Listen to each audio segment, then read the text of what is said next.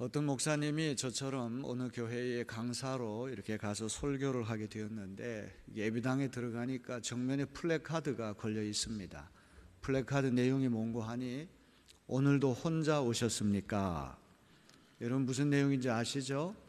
주일날 예배당에 올 때 혼자 오지 말고 한 분이라도 더 데리고 오라, 전도하라, 이런 얘기가 아니겠습니까?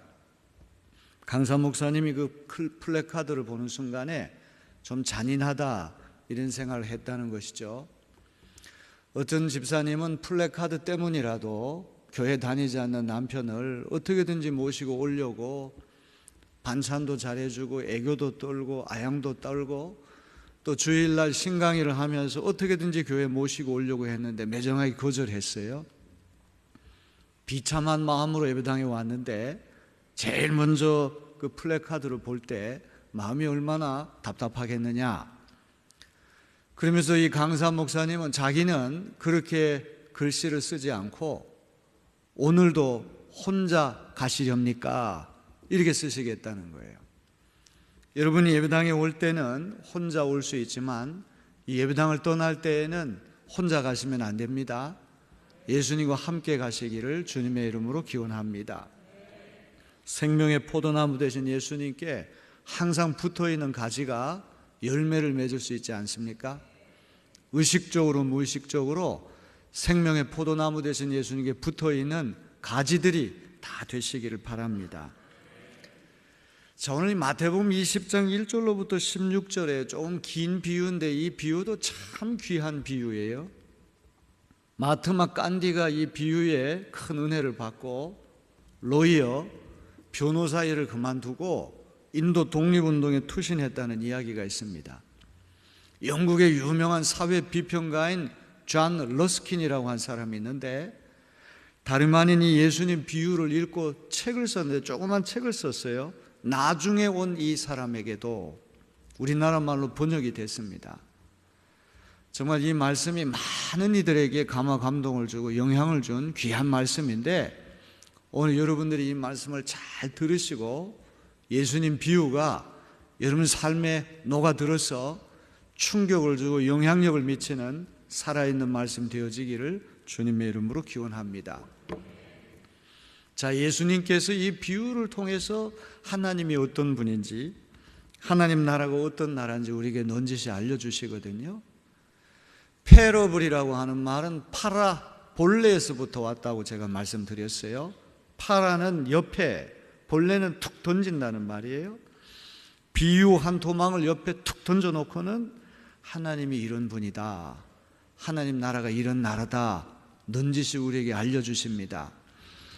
자, 여기 마태복음 20장 1절을 보게 되면 천국은 그랬어요. 예수님께서 이 비유를 우리에게 들려주신 까닭은 천국이 어떤 곳인지 일러주시기 위해서 이 비유 말씀을 하시는구나, 천국에 관한 비유다, 이것을 우리가 기억해야 됩니다. 자, 어떤 비유든 간에 이 비유를 잘 이해하기 위해서는 pre-understanding, 전이해, 사전 이해가 필요해요.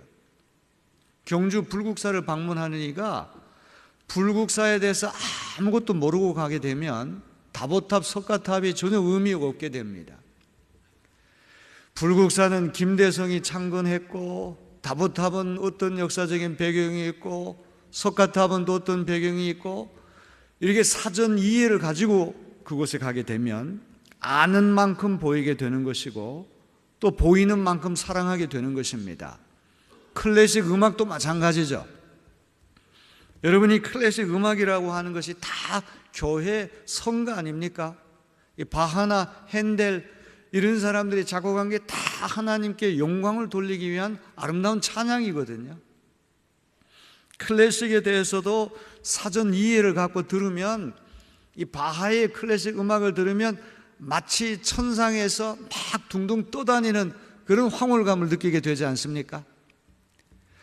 아무것도 모르는 일은 이게 막 소리만 들리고 의미가 없게 되는 것입니다. 피카소의 추상화도 마찬가지잖아요. 박수근 선생이 그린 빨래하는 그 빨래터의 그 빨래하는 여자들 그림, 그게 뭐 46억인가 된다고 그러지 않습니까? 그 진가를 모르는 사람은 그거 뭐 몇만 원도 안 된다고 생각할 거예요. 우리나라의 그 충주에 가면은 고구려 시대의 비석이 있는데 그게 국보 아닙니까? 그거를 수백 년 동안 국보인 걸 모르고 거기 타작하는 도구로 썼다는 그런 이야기가 있어요.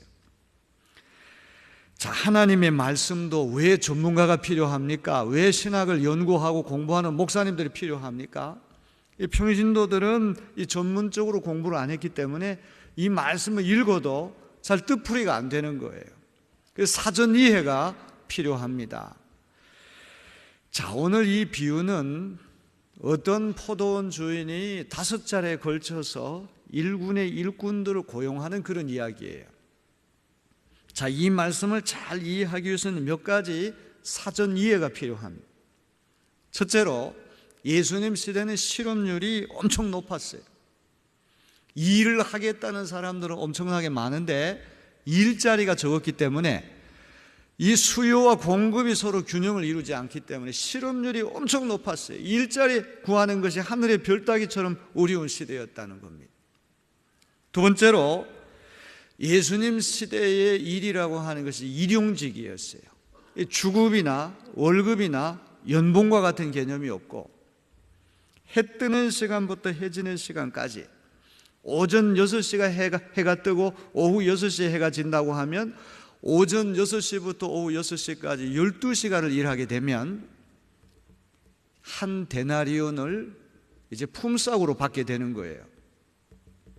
자, 이거는 아주 중요한 것입니다. 오늘 예수님 비유를 잘 이해하기 위해서 아주 중요한 단서가 되는 거예요. 실버 코인, 이 은전 한 데나리온을 손에 쥐게 되면 4명에서 5명 식구가 간신히 그날 끼니를 해결할 수가 있는 거예요. 자, 거듭 말씀드리지만 일용직이란 말이에요. 주급이나 월급이나 연봉 개념이 없고 하루 당일치기로 일을 해가지고 한 데나리온 품삯을 손에 쥐어야지만 4식구, 5식구가 하루 생계를 해결할 수가 있는 거예요. 자, 이런 아주 간단한 전이해를 가지고 우리가 마태복음 20장 말씀을 한번 우리가 들여다보겠습니다. 이 말씀도 전형적인 이중 구조로 되어 있어요. 먼저 1절로부터 7절까지가 전반부고 8절로부터 16절까지가 후반부인데, 전반부는 대개는 매니저를 시켜서 인력시장에 가서 일꾼들을 고용하는데, 여기 본문에 등장하는 주인은 본인이 직접 인력시장에 나가서 5차례에 걸쳐서 일군의 일꾼들을 고용합니다. 그리고 이제 8절로부터 16절 말씀 보면은 해가 떨어져서 오후 6시가 돼서 주인이 품삯을 지불하는 장면이 여기 나와 있어요. 이중 구조로 된 비유는 액센트가 어디 있다고 말씀드렸습니까? 후반부에 있다고 말씀드렸거든요. 오늘 아침에 우리가 살펴봤던 열매 맺지 못하는 무화과 나무의 비유도 그 7절하고 8절이 중요하듯이 탕자의 비유에도 마다들이 목리를 부리는 이 후반부가 중요하듯이 오늘 이 말씀도 품삯 지불하는 장면이 굉장히 중요해요. 자, 그러면 우리가 전반부터 한번 차례로 한번 살펴볼까요? 자, 1절 말씀 다 같이 한번 읽어봅니다. 천국은 마치 품꾼을 얻어 포도원에 들여보내려고 이른 아침에 나간 집주인과 같으니. 자, 포도원의 주인이 직접 나가서 일꾼들을 고용을 하는데 5차례에 걸쳐 대체적으로 3시간 간격으로 일꾼들을 고용을 해요. 자, 유대인들은 해 뜨는 시간부터 일시가 시작된다, 이렇게 생각을 하는 거예요. 그래서 해 뜨는 시간은 오전 6시이기 때문에 유대 시간을 우리 시간으로 환산하기 위해서 무조건 6을 더해야 되는 거예요. 아시겠죠? 자, 이제 이 말씀을 잘 이해하려면 산수를 잘해야 됩니다. 수학을 잘해야 됩니다. 뭐 복잡하지 않습니다. 자, 우리 2절 말씀 한번 다 같이 읽어봅니다. 그가 하루 한 데나리온씩 품꾼들과 약속하여 포도원에 들여보내고. 자, 최초로 일자리를 얻은 사람은 해 뜨는 시간 몇 시입니까? 오전 6시에 일자리를 구한 사람들입니다. 자, 이거 중요한 거예요. 자, 그 다음에 3절을 다 같이 봅니다. 또 제3시에 나가보니 장터에 놀고 서 있는 사람들이 또 있는지라. 제3시면 우리 시간으로 환산하면 몇 시입니까? 오전 9시. 역시 판교에 있는 분들이 산수를 잘하는 것 같아요. 아주 훌륭한 분들이 여기 와 사시기 때문에 하나를 가르쳐주면 10개를 아는 분들이에요. 아멘? 아주 훌륭한 분들이 오늘 이렇게 오셔가지고 말씀을 잘 이해하실 줄로 믿습니다. 설교자의 기쁨은 아무리 어려운 얘기를 하더라도 이 청중들이 잘 귀담아 경청하고 잘 깨닫고 말씀을 속속 받아들일 때 얼마나 기쁘고 보람 있는지 몰라요. 처음에는 어렵게 생각하다가도 말씀을 자꾸 듣다 보면은 성령께서 간섭하시고 역사하셔서 깨닫는 역사가 일어나게 될 줄로 믿습니다. 자, 여기 보니까 장터에 놀고 서 있는 사람들이 또 이제 놀고 있다는 말은 원래 정상적으로 일자리를 찾기 위해서는 해 뜨는 시간에 오전 6시에 일자리를 구해야 되는데, 이게 오전 9시가 되더라도 일자리를 구하지 못했다는 얘기는 놀고 서 있었다는 말은 이거 뭔가 결격 사유가 있다는 말이거든요.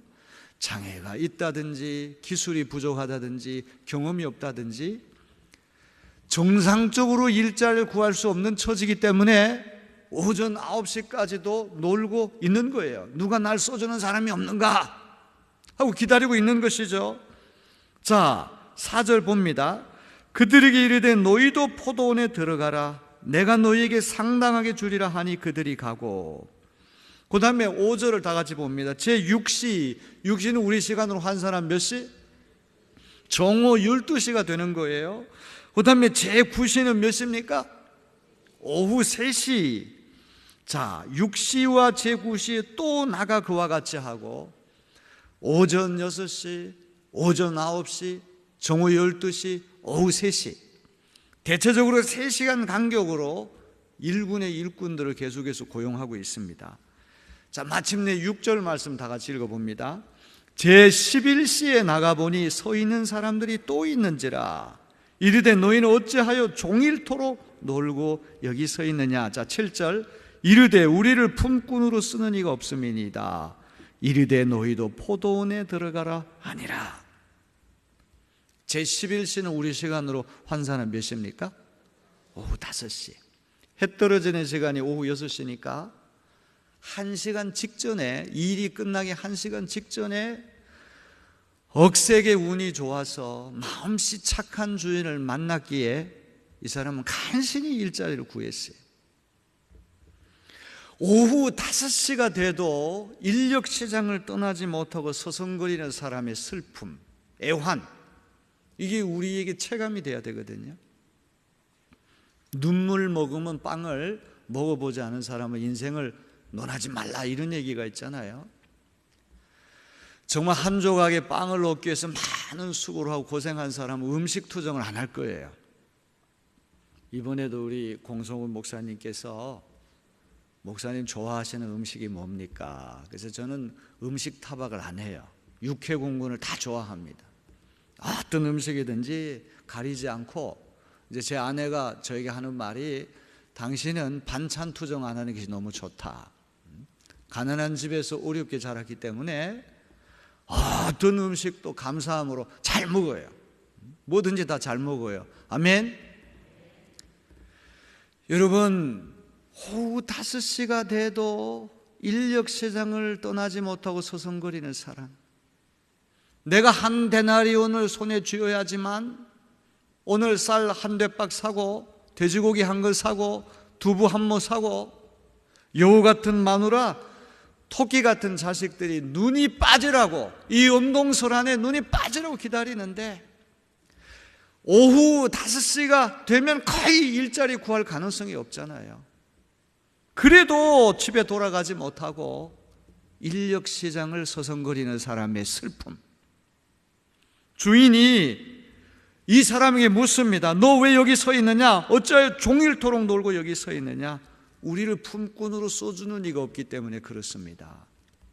일자리는 몇 개 안 되는데 일을 하겠다는 사람들이 너무 많아가지고 실업률이 너무 높아가지고 일자리 구하는 게 하늘의 별따기처럼 어려워가지고 오전 6시, 오전 9시, 오전에 일자리를 구한 사람들과 오후 5시가 돼도 일자리를 구하지 못한 사람들의 현격한 차이가 있다는 말이거든요.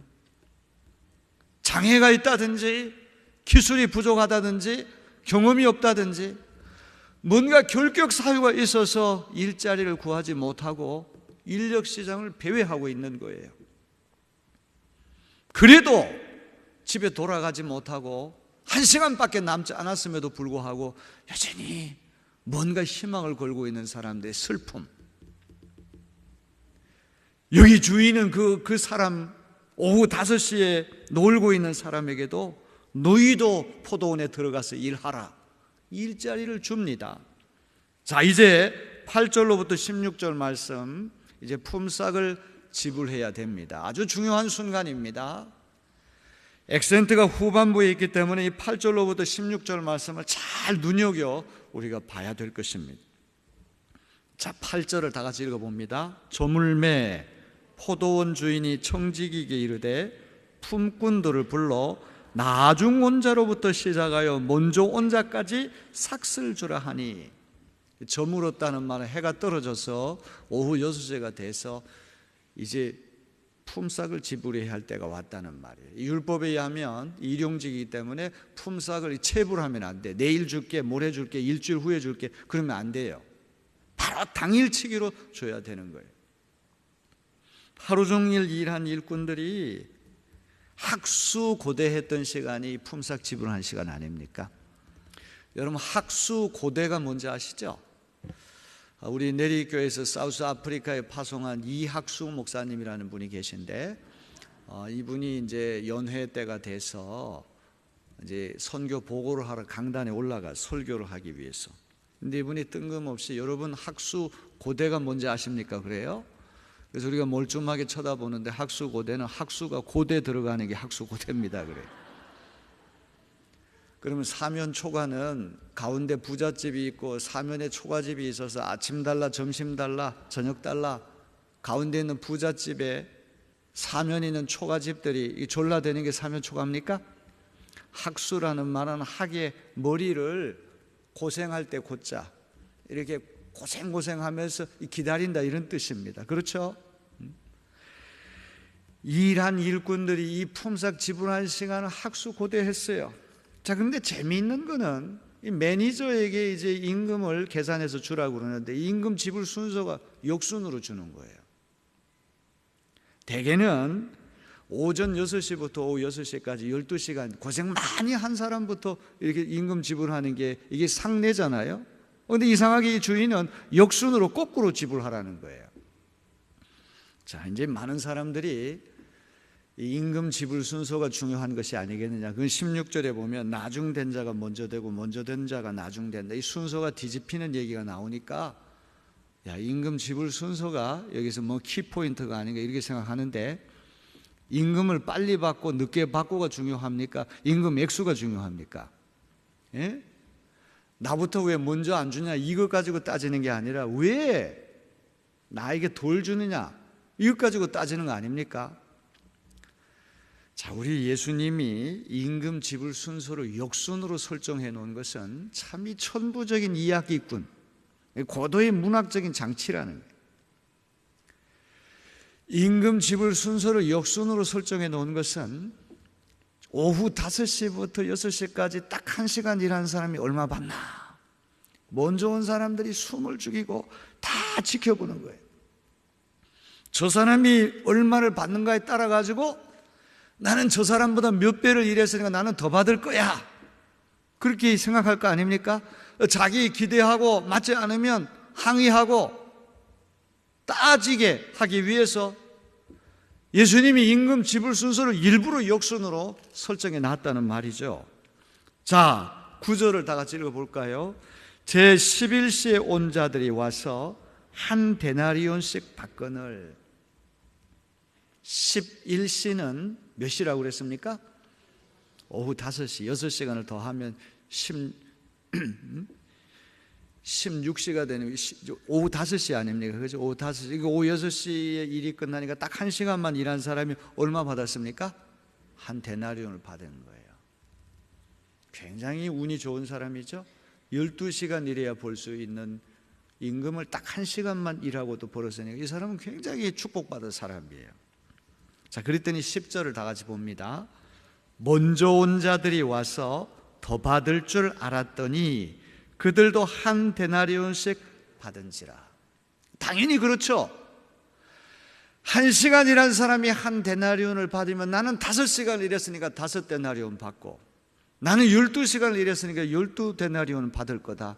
이 기대하는 것은 당연하지 않습니까? 자본주의 사회에서. 그런데 똑같이 한 데나리온을 다 받는 거예요. 자, 11절 다 같이 봅니다. 받은 후 집 주인을 원망하여 이르되. 자, 이제 이게 5그룹이 있지만 이야기를 전개해 나감에 있어서 가운데 끼어 있는 이 3그룹은 별로 중요하지가 않아요. 그렇죠? 극단적인 그룹, 맨 먼저 온 사람들, 맨 나중 온 사람들. 이 대척점에 서 있는 두 그룹이 이 포도원 주인을 사이에다 두고 논쟁하고 다투는 그런 형국이 되지 않았습니까? 그렇죠? 그래서 정말 이 예수님 비유가 먼저 온 사람은 누군가 나중 온 사람은 누군가, 이 알레고리카라는 해석이라는 말을 하잖아요. 알레고리카라는 해석은 무슨 말이냐 하면, 알레고리, 비유에 등장하는 소재나 인물들을 암호로 놓고 암호를 디코딩, 해독해내는 거예요. 포도원 주인은 하나님이고 포도원은 천국일 것이다. 품삯이라고 하는 건 천국에 들어가는 것일 것이다. 먼저 온 사람은 유대인이고 나중 온 사람은 이방인일 것이다. 좀 더 범위를 좁히면 먼저 온 사람들은 바리새인 서기관들이고 나중 온 사람들은 창기와 세리일 것이다. 이렇게 해석할 수 있잖아요. 이게 알레고리카라는 해석이란 말이에요. 다 암호로 대입을 해가지고 그것을 다 암호로 해독해내는 작업이에요. 어쨌든지 간에 여기 먼저 온 사람들은 오전 6시부터 12시간 일한 사람들이 당연히 주인에게 불평하는 거예요. 원망하는 거예요. 자, 12절 다 같이 읽어봅니다. 나중 온 이 사람들은 1시간밖에 일하지 아니하였거늘 그들을 종일 수고하며 더위를 견딘 우리와 같게 하였나이다. 이 사람들은 1시간밖에 일하지 않았는데 12시간 일한 우리와 똑같이 임금을 지불한다니, 이거는 that's not fair. 이거는 공평하지 않습니다. 이거는 정의가 아닙니다. 그 다음에 재미있는 말이 그들을 종일 수고하며 더위를 견딘 우리와 같게 하였나이다. 중동의 이 뙤약볕이라고 하는 건 살인 뙤약볕 아닙니까? 아프가니스탄에 피납된 선교사님들이 한여름인데 다 외투를 입고 있잖아요. 일사광선이 하도 뜨거우니까 이 살갗을 보호하기 위해서 그 외투를 입는 거란 말이에요. 중천에 해가 떴을 때 바람도 불지 않고 땀을 뻘뻘 흘리면서 아주 열악한 환경 속에서 일을 했는데 오후 5시가 되면 해가 다 떨어지고 서늘한 바람이 불고 일하기 좋은 환경 속에서 일한 사람하고 열악한 환경 속에서 일한 우리를 똑같이 대우하다니, 이거는 공정하지 않습니다. 이런 얘기예요. 여러분 충분히 이해가 가죠? 우리라도 아마 이와 같이 따지고 달겨 들었을 겁니다. 그죠? 자, 13절 주인이 뭐라고 대답합니까? 13절 다 같이 읽습니다. 주인이 그 중에 한 사람에게 대답하여 이르되 친구여, 내가 네게 잘못한 것이 없노라. 내가 나와 한 데나리온의 약속을 하지 아니하였느냐. 재미있는 말이 그 중에 한 사람, 노조위원장이야. 노조가 결성이 돼서 빨간 띠를 딱 이렇게 메고는 거칠게 이제 항의를 하는데 그 중에 한 사람이가 노조위원장 대표자에게 뭐라고 얘기를 합니까? 친구요, 내가 너희에게 잘못한 것이 없다. 애당초 일할 때 한 데나리온 받기로 임금 약속하고 받지 않았느냐. 그러니까 약속한 임금만 너 받아가면 된다. 그 다음에 14절 보세요. 내 것이나 가지고 가라. 나중은 이 사람에게 너와 같이 주는 것이 내 뜻이니라. 하루 종일 일하게 되면 한 데나리온 임금 받을 것을 약속했으니까 너는 약속된 임금만 챙겨가면 되고, 내 돈 가지고 한 데나리온을 주든 10데나리온을 주든 그것은 내 마음이니까 너는 네 것만 받아서 챙겨가면 된다, 이런 얘기가 아니겠습니까? 제가 변호사님한테 물어봤어요. 이게 법률적으로 타당하냐고 그랬더니 타당하다고 그러더라고요. 약속된 임금만 받아가면 되고, 주인이 1시간 일한 사람 1데나리온 주든 10데나리온 주든 그것은 간섭할 일이 아니라는 것이죠. 자, 15절이 중요한 말씀이에요. 내 것을 가지고 내 뜻대로 할 것이 아니냐, 내가 선함으로 내가 악하게 보느냐. 그래서 재밌는 말이에요. 내가 선하기 때문에 내가 악하게 보느냐.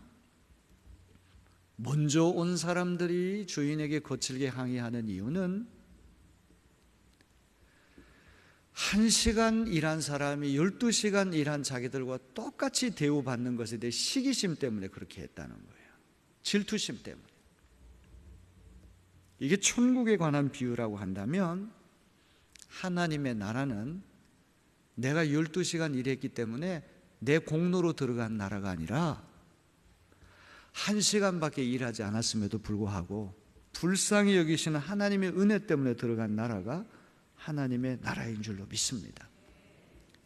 정의대로 한다면, 인과응보의 법칙대로 한다면 예수님 옆에 함께 매달린 강도는 구원 받을 수가 없어요. 지옥 아랫목에 가야 마땅해요. 그러나 그가 순전한 마음으로 예수님 믿었을 때 예수님의 지상 최후의 동반자, 천국 최초의 동반자가 되는 영광을 얻었잖아요. 그것은 그의 공로나 자격 때문이 아니라 값없이 베푸시는 하나님의 은혜 때문에 그렇게 된 줄로 믿습니다. 천국은 내가 노력해서 내가 일한 대가로 보상으로 들어간 나라가 아니라, 획득하는 나라가 아니라 선물로 들어간 나라다.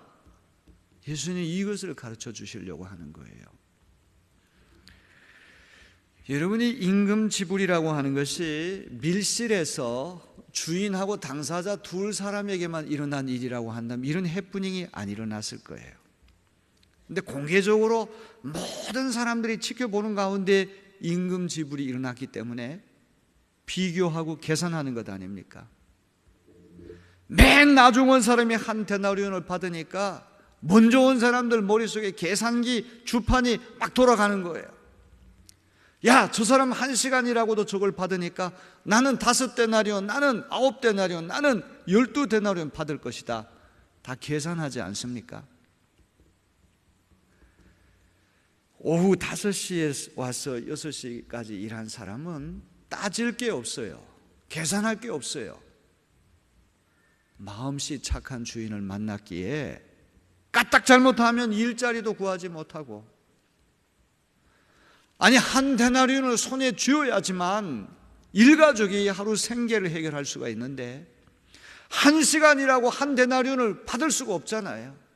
이것도 선물이거든요. 주인이 속사정을 헤아려서 일자리를 주었을 뿐만 아니라 1시간밖에 일하지 않았음에도 불구하고 식구들 먹고 살라고 따뜻한 마음으로 슬그머니 1데나리온을 손에 쥐어준 거예요.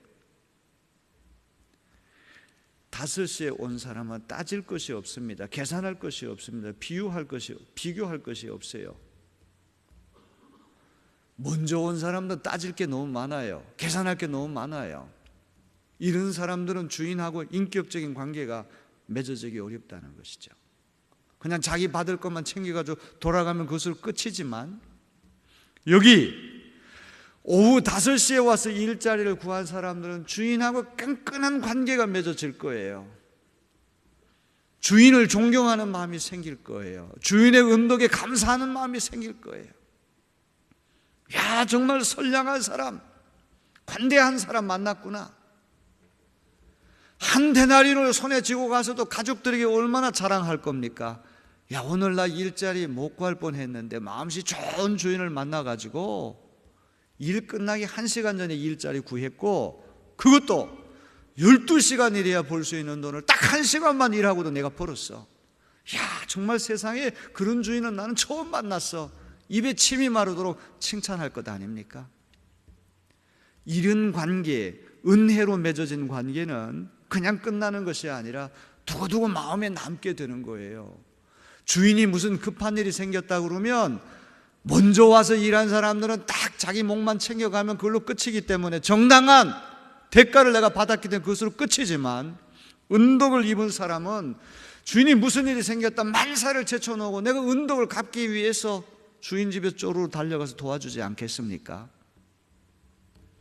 하나님의 나라는 우리의 공로로 들어간 나라가 아니라 하나님의 은혜 때문에 들어간 나라예요.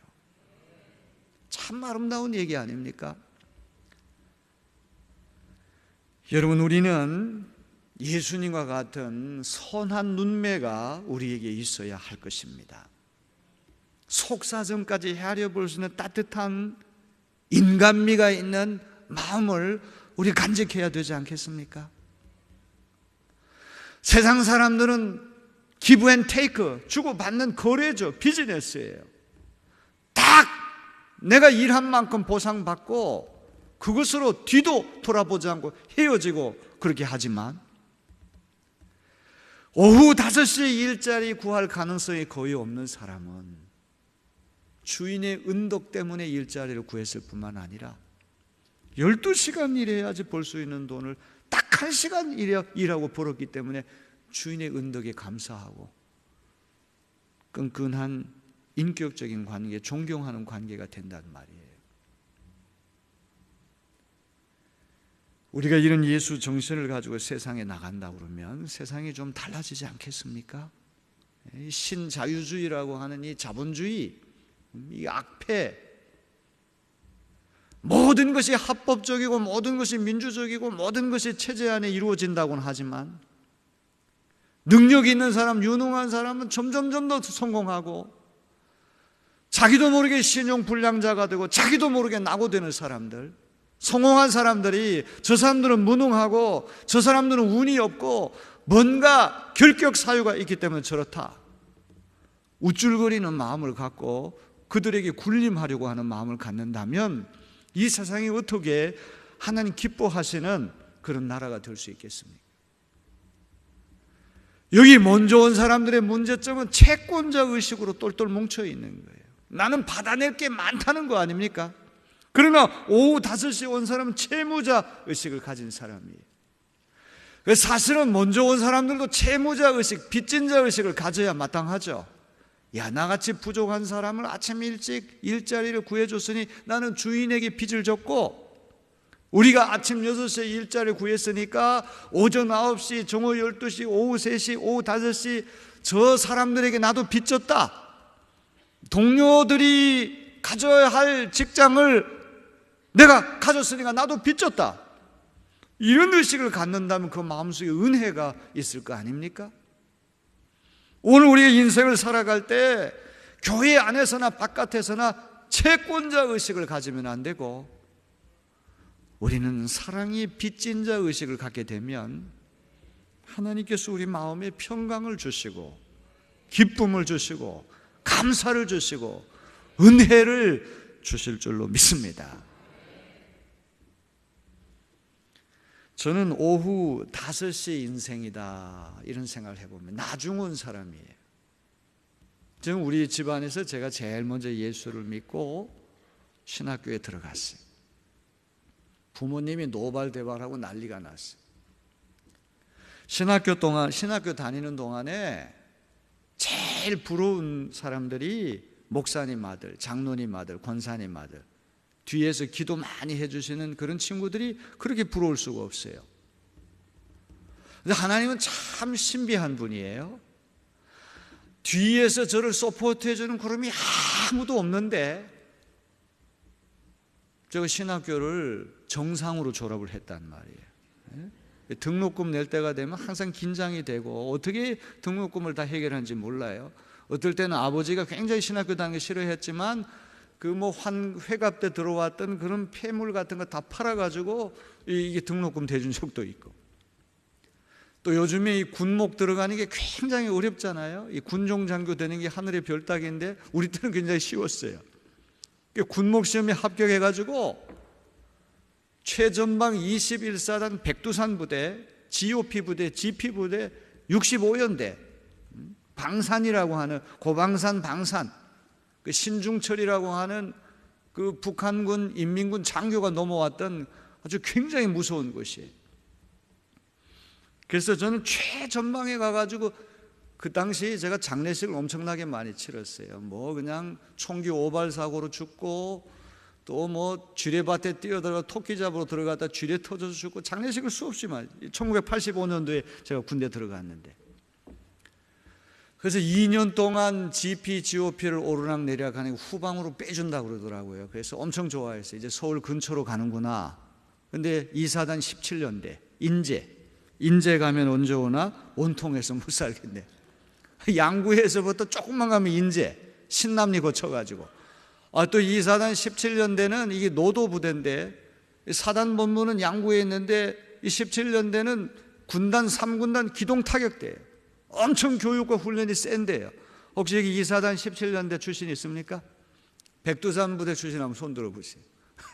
우리 후배가 한 분 앉아 계시는데, 양구가 왜 양구인 줄 아세요? 입이 2개 있어도 말 못하는 곳이 양구예요.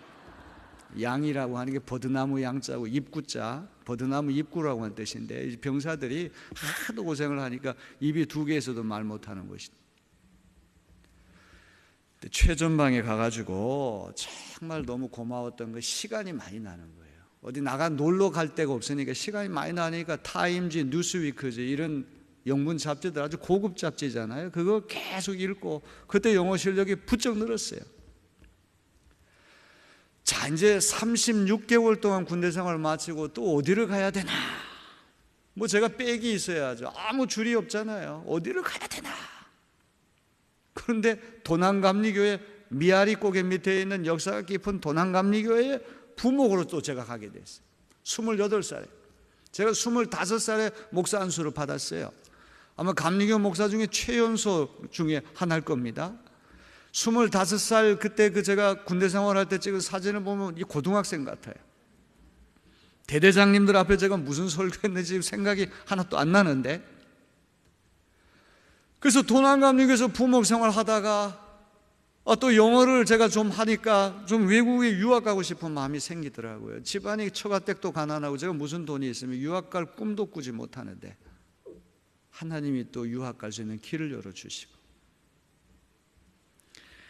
제가 이제 7남매 중에서 막내입니다. 우리 큰 형님이 저보다 21살이 많으신데 형님이 또 장가를 일찍 가셔가지고 조카하고 저하고 나이가 1살 차이에요. 그래서 이제 큰 조카가 아들이고 딸이 넷입니다. 딸 조카가 넷인데 이제 한 집안에 대식구들이 같이 사는 거예요. 누나가 넷이고, 뭐 집안에 여러 가지 복잡한 일들이 많아요. 가난한 살림에 굉장히 어려운 일이 많았어요. 근데 우리 어머니 고생을 많이 했습니다. 농사 짓는 분이고. 그래서 제가 1990년 8월 17일에 이제 유학을 가게 됐는데 5월 18일 날 어머니가 돌아가셨어요. 참 너무 비통하더라고요. 어머니한테 잘해드린 게 하나도 없고 속만 썩혀드렸는데, 이제 저 때문에 교회 다니시고 집사님이 되셨는데 창조일간에 갑자기 돌아가셨어요. 그래서 제가 어머니 무덤 앞에 가서 2가지 약속을 했습니다. 어머니가 늦게 신앙생활을 하면서 너 좋은 목사 돼야 된다 항상 말씀하셨는데 좋은 목사 되겠습니다. 이게 첫 번째 약속이고, 두 번째는 어떻게 집안이 몰락해가지고 형제들이 공부를 제대로 못했는데 제가 미국에 가면 어머니 이름으로 박사학위를 헌정하겠습니다. 이 첫 번째 약속은 참 어려워요. 이건 죽을 때까지 지킬 수 있을지 모르겠는데, SMU라고 한 학교가 이 남부에 있는 학교에 굉장히 까다롭고 보수적인 학교예요. 100년 역사 동안에 제가 신학으로 PhD 받은 3번째 사람이에요. 참 외국 사람에게 박사학위를 주지 않는 학교인데 어머니에 대한 약속을 지키기 위해서 노력했더니 제가 박사학위를 6년 동안 공부해가지고 받고 논문에다가 우리 어머니 이름을 거기다 쓰고 헌정한다는 약속을 지켰습니다. 할렐루야. 제가 왜 이런 얘기를 하냐 하면 저야말로 먼저 온 사람이 아니라 나중 온 사람이에요. 이렇게 지난 날을 돌아보면 참 인생이 너무너무 신비해요. 집안이 얼마나 어렵고 얼마나 쪼들리고 얼마나 몰락했는지 중학교 졸업하고 고등학교를 가려고 그러는데 어머니가 너는 이제 고등학교 못 간다네. 우리 집안이 너무 어려워서. 그래가지고 제가 좀 돈 안 드는 학교 어디 있는가 알아보니까 공군기술고등학교가 있더라고. 거기도 한번 가보려고 했는데 이게 몸이 따라주질 않아서, 체력이 따라주지 않아서 거기 그만두고, 우리 담임 선생님이 이태신 선생님이라고 하는 분인데, 이분이 제 처지를 알고는 구미에 금호공업고등학교라고 하는 학교가 있어요. 박정희 대통령이 세운 국립학교입니다. 거기는 기숙사 생활까지 다 무료로 시켜줘 국비장학생이에요. 각 중학교에서 한 명을 이제 추천하면 서류 전형을 해서 거기 졸업하면 군대를 기술 하사관으로 가야 돼요. 근데 제가 생년월일이 부모님 착오로 1년 늦게 돼 있어요. 그래가지고 거기를 들어가야 되는데 이게 서류 전형에서 떨어졌어요. 군대 가려면 나이가 맞아야 되니까 이게 떨어졌다고 온 거예요. 제가 이제 고등학교 갈 일이 이제 막막하게 생긴 거예요. 그때 참 부모님이 굉장히 밉더라고요. 왜 우리 부모님이 이렇게 돈도 벌지 못하고 고등학교도 못 갈 형편까지 우리가 이렇게 몰락했단 말인가. 이게 참 분노가 막 생기더라고요. 근데 충주에 사시는 우리 셋째 누님이 신혼 살림을 막 차렸는데, 제가 이제 고등학교 못 간다는 얘기를 듣고는 하나밖에 없는 남동생 내가 공부시키겠다고. 참 그때 우리 누나가 굉장히 가난한 집이었거든요.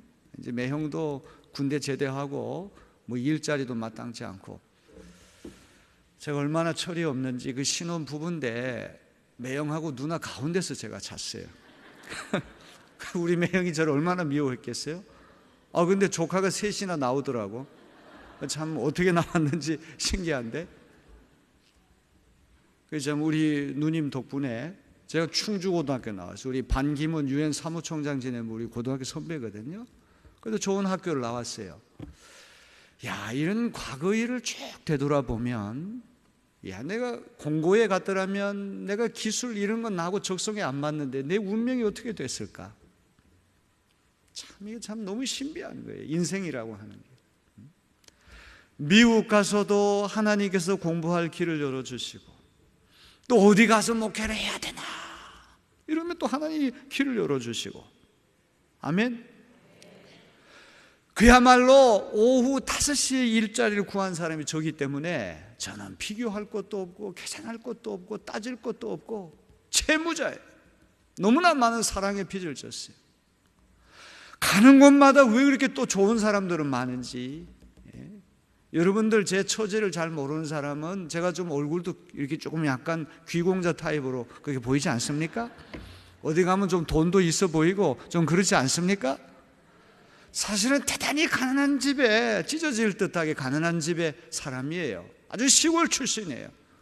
고등학교 졸업할 때까지 서울 구경을 하지 못했던 사람인데 하나님이 이렇게 은혜를 베풀어 주시고, 우리 오늘 이 공성훈 목사님 이렇게 뵈니까 공성훈 목사님도 참 주변에 좋은 분들이 많이 계세요. 우리 전용재 감독님도 참 제가 존경하는 그런 선배님이시지만 참 이 교회가 아주 좋은 인력이 많이 있는 교회입니다. 아멘. 하나님의 은혜인 줄로 믿습니다. 비교하기 때문에 우리 마음이 불행하잖아요. 비교하지 말고 겉모습만 보지 말고, 저렇게 큰 교회에 있으니까 얼마나 좋을까. 들어가 보세요. 머리 아픕니다. 조직을 유지 관리하는 거 이거 어려운 거예요.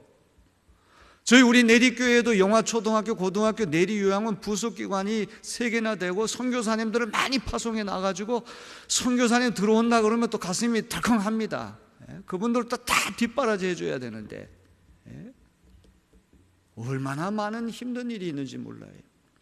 전 미국 가서 개척교회도 했거든요. 제가 코스웍을 마친 다음에 우리 가족들만 데리고 달라스 남부의 임마누엘 연합감리교회라는 교회를 개척을 했어요. 그랬더니 달라스에 있는 연합감리교 교인들이 한 200명이 와서 축하해 주더라고요. 그 다음 주에는 한 서너 명은 오리라 예상했는데 아무도 안 와요. 석 달 동안을 우리 가족들만 앉혀놓고 설교를 했는데 옆에 침례교회가 깨지면서 남재우 권사님, 이길조 권사님이라고 하는 이 태권도 7단 사범인데 그 이민 가신 분들이 이제 우리 감리교회로 오셨어요. 오른쪽 주머니는 돈이 왼쪽 주머니 넘어간 것이죠. 사실은 예수 안 믿는 사람이 와야 되지만, 그렇지만 그분들도 신앙생활 잘해야 되니까 이제 그분들을 앞세우고 4년 동안 참 고생을 많이 했어요. 데려다 놓으면 도망가고 데려다 놓으면 도망가고. 캐나다나 미국이나 이민교회를 난민교회라고 저는 잘난 사람들이 하도 많아가지고. 그래서 뭐 LA의 어떤 교회는 어떤 집사님이 세상을 떠났는데 장례식을 치를 때 아무개 집사님이 마침내 108번뇌를 끝내고 천국으로 돌아가셨습니다. 108번째 교회래 거기가. 근데 마음에 들지 않는 교회로 옮겨다 108번뇌를 끝내고 마침내 천국으로 돌아가셨다. 그런 설교를 하셨다고 제가 얘기를 들었는데, 여선교회 회장 남선교장 시켜놓으면 성가대에 있는 교회에 교육 시스템 잘 돼 있는 교회로 가겠습니다. 고무신 까꾸로 신고 가고 말이죠. 그래서 제가 그만두려고 한 적도 있고 40일 금식 기도를, 이게 기도원도 아니고 집에서 40일 금식 기도 하다 보면 죽을 수 있으니까 한 끼만 먹고 두 끼를 금식하면 40일을 제가 금식을 했어요. 다 끝날 때 이 키드니 스톤, 신장 결석이 생겨가지고 앰뷸런스에 실려가가지고 소변에 피가 섞여 나오고 저 수술까지 받았잖아요. 지금 여기 서 있는 저도 산전, 수전, 공중전, 게릴라전, 생화학전까지 다 거쳤어요. 그 역사 깊은 교회 15년 버틴다는 거, 이게 보통 힘든 일이 아닙니다.